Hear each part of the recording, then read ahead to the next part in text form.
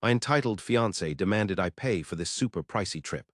When I said no way, she totally wrecked our engagement party, so I had to end things with her. Now her parents are begging me to take her back. So I'm 25M and I've been with Emily, who's 24F, for 2 years. We met through some friends who set us up on a blind date, and we hit it off right away. We started dating soon after and have been living together for a year now. I work as a software developer and make a good living, so I'm the one who puts more money into our relationship. Emily used to have a job in sales, but she quit a couple of weeks ago to go to business school. Her parents are covering her tuition, so that's not an issue for me, but since we live together, I'll have to handle all the household bills by myself. Right now, all she can afford is gas and groceries, but she says that won't last long. I was okay with doing all of that because I knew once she got back on her feet, we'd split everything again. Plus, I loved her and trusted her, so I was cool with the setup. I had been planning to propose for a while because I thought we were pretty much soulmates. I wanted to marry her as soon as possible. I finally bought a ring and proposed a week ago, and she said yes.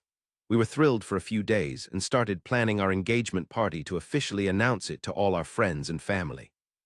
We had the party a few days ago, and that's when everything fell apart.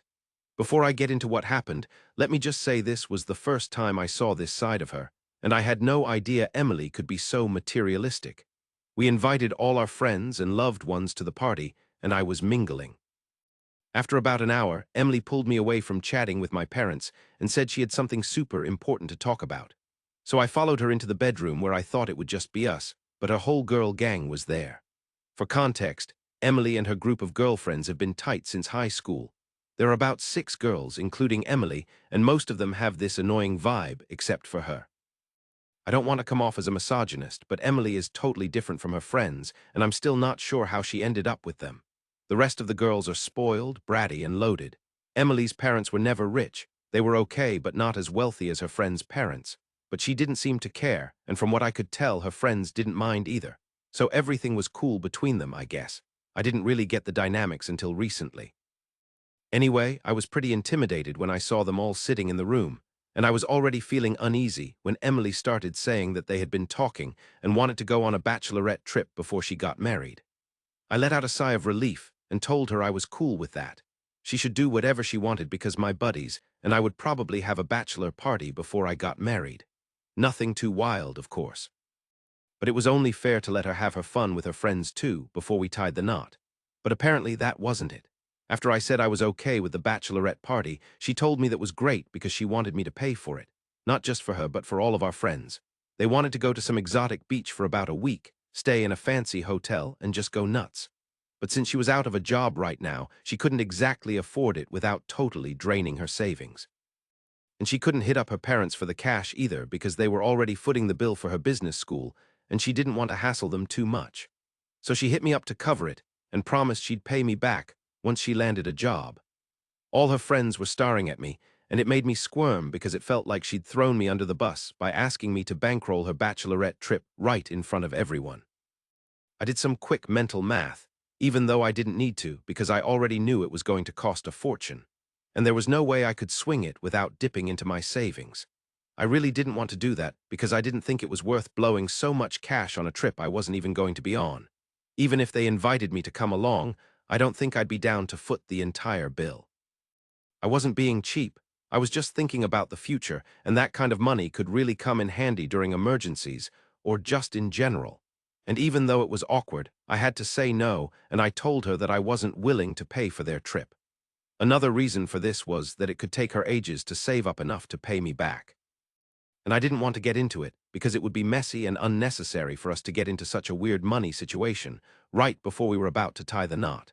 As soon as I said no, she and her friends started giving me weird looks and asked me why she couldn't go on that trip. So I set the record straight and told her that she could go on the trip if she found another way to pay for it. But I wouldn't feel right spending so much money on a bachelorette trip.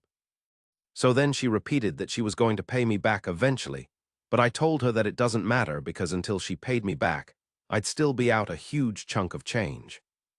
Since she wanted me to pay for the trip for all her friends, not just her, and that would cost a fortune, which I wasn't ready to shell out. So unless she could foot the bill herself, she might as well forget it. After saying that, I walked out of the room because I didn't feel comfortable talking about money with her friends sitting right there. I figured she'd drop it once I left the room, especially with all the guests we had over at the time. But she didn't, and she followed me into the living room, still going on about the trip. She was being super stubborn and kept promising she'd pay me back, but she just needed me to do this for her once and have her back. She even said that she and her friends had been planning this for years, and she really wanted it to happen, because she was about to be the first girl in the group to get married, and this was supposed to be a big deal for all of them. So I told her that it was supposed to be a big deal for us too, and if I decided to pay for the trip for all of them, then I'd probably be broke by the time of the wedding and we'd have to tie the knot at the courthouse. That wasn't totally true because my parents were going to help out with some of the wedding costs. But she didn't need to know that, and I'd still have to cover whatever my parents didn't. I just wanted her to stop talking about the trip because it was just a crazy idea and it didn't make any sense to me. She kept arguing with me in hushed tones, and none of my points seemed to sway her. We were trying to keep it down so nobody would hear us, but both of us were getting worked up, and our guests were starting to notice. After a while, I told her that we could pause this argument and talk about it once the party was over. But she lost it then, and started throwing a full-blown tantrum right in the middle of the party. She yelled at me, saying I was selfish and that I should just pay for the trip. She said I made enough money to cover it, and the only reason I wouldn't was because I was being selfish. She totally lost it, and told me that she and her friends had always dreamed of having an amazing bachelorette trip before getting married and going their separate ways. But I was wrecking that dream by being self-centered and super cheap. I was really upset, so I yelled back at her and pointed out how I'd been the one supporting both of us because I knew she couldn't contribute as much to the expenses on her salary as I did. And now, with her about to go to business school, I was ready to take on all the household expenses just so she could have what she wanted. And even after that, if she still thought I was selfish, then maybe she shouldn't be with me because I didn't want to be with her anymore after what she just said. She started crying and then ran out of the house, and soon after, all the guests started leaving. Her parents apologized to me for her behavior before they left, but the damage was already done. I didn't sleep at all that night because I kept expecting Emily to call or text me or something, but she didn't. It wasn't until the next day that I heard about her, but it wasn't from her. Her parents called me and told me to talk to her and bring her back home. They said there was some weird power dynamic between her and her friends, where she was always just trying to fit in with them. They had incidents like this before when she was in school, but they figured she would eventually grow out of it and stop trying to be something she isn't. Clearly, that hasn't happened, and just because her friends are loaded, and they had made some dumb plans when they were younger, she felt the need to show them that her life was just as fabulous as theirs, and she could totally take them on an all-expenses-paid trip. Her parents told me that her friends could probably afford to sponsor a bachelorette trip for all 6 of them because their parents had the kind of cash that allowed them to do so, but Emily didn't, and neither did any of us. Unfortunately, Emily was too proud to admit it and tell her friends that she couldn't afford a fancy bachelorette trip right now. She just wanted to fit in with her friends. It had always been a thing with her, and unfortunately, it had gone way out of hand this time because she had jeopardized our relationship, thanks to her inexplicable need to constantly prove to people that she's rich or whatever. They told me that they had spoken to Emily, but she wasn't ready to apologize because she was still feeling pretty raw from what happened the night before. And now, they were begging me to talk to her and get her to come back to me because she was living in a hotel right now, and that was something that she would eventually ask them to pay for. She didn't have the money to live in a hotel indefinitely, and her parents were kind of counting on me to take care of her financially while she went to business school and got her degree. So if we broke up, it would mean trouble for Emily and her parents. And besides, her parents thought that it wasn't worth it to let such a petty argument come in the way of our relationship. They said that she wasn't willing to come back to me because of what I said about not wanting to be with her anymore, and she had apparently taken it really hard. She didn't even mention the other stuff about the trip or whatever. She just seemed really upset about what I said because she felt like breaking up with her was a huge decision, and I just blurted it out without thinking. And then I didn't even try to go after her or talk to her after that. Of course, she's right about that, but then I was actually expecting her to talk to me, because she was the one who started that fight and lost her temper first. So I don't think it's too crazy for me to want her to come and talk to me and clear the air between us. The fight was kind of her fault because she was being a little cuckoo about the whole trip, and it was super entitled of her to think that not only would I support her until she graduated business school, but I would also give in to any of her whims and fancies just because she wanted me to. I mean, I had my own life too, and my finances didn't just revolve around what she wanted. I had to look out for myself as well because, unlike her, I didn't feel comfortable asking my parents for money, and I didn't want to rely on anybody else. I do want to make things work with her because apart from what happened, Emily has been the best partner I've ever had, and I really want to be with her. But I don't think I did anything wrong on the day of our fight. Was I wrong for saying that I wanted to break up with my girlfriend when she threw a tantrum at our engagement party? Update 1. So I decided to talk to Emily. Not because I wanted to apologize or get back together, but because I wanted some clarity on what was going to happen after this. Most of you said that I need to run the other way and break up with her because this was a huge red flag that I just witnessed on the day of the party, and I guess that's true. But I can't let go of this relationship without at least having a conversation. I need to figure out what went down and where things went south, so at least I can decide if we can patch things up or if I just need to throw in the towel. I really appreciate everyone who chimed in with advice. But let's be real, nobody gets our relationship like we do, and my gut tells me I need to talk to her, so that's my plan. I shot her a text this morning. It's been about a week since she split, and her folks have been blowing up my phone, trying to get me to take her back. She hasn't hit me back yet, and I was kinda thinking about swinging by the hotel she's staying at. Her parents spilled the beans on where she is, so I could go see her if I wanted a face-to-face, but I think that might be pushing it. It could be a big, sweeping, romantic move, but if she's still ticked off at me, it might just seem stalkerish. And I'm not willing to take that chance, so I'm sticking to texting and waiting for her to respond. I sent her the classic, "We need to talk" text, and she probably knows this chat isn't going to be fun or easy. Like all couples, Emily and I have had our share of arguments before, but nothing this intense. None of our spats ever got to the point of actually calling it quits, because we always knew we wanted to make it work and stick together. This is the first time either of us has packed up and refused to talk to the other for more than a couple of days. Usually when we'd fight, we'd patch things up within the next few days, because it's tough to live together and not talk to each other. But after she left, she didn't reach out even once, so I had to be the one to break the silence. I guess the reason I'm going on and on is because I'm nervous about what's going to happen next. She might dump me or put us in a spot where I have to walk away.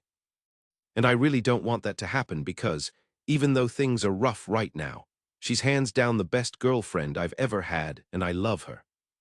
So Emily finally got back to me, and I think we need to meet up in person to sort things out. She texted me back, saying she wants to make things work. But she read my post here and is probably going to read this update too, and she wasn't thrilled with what she saw in the post. By that, she meant she didn't like how she came across in the post, and she owned up to it completely. I didn't expect that, but it's cool that she admitted her mistake. She told me in the text that she didn't want to talk about this over the phone but thought it would be better if we met face to face. So we're going to grab lunch tomorrow.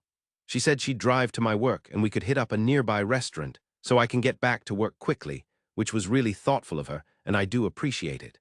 But I'm still not sure if we'll be able to patch things up and stay together or if we'll just call it quits now. She didn't seem too happy in her texts, so I'm not sure what to expect. Her parents have also stopped trying to get in touch with me, and I don't think that's a good sign because I'm pretty sure it means they've given up.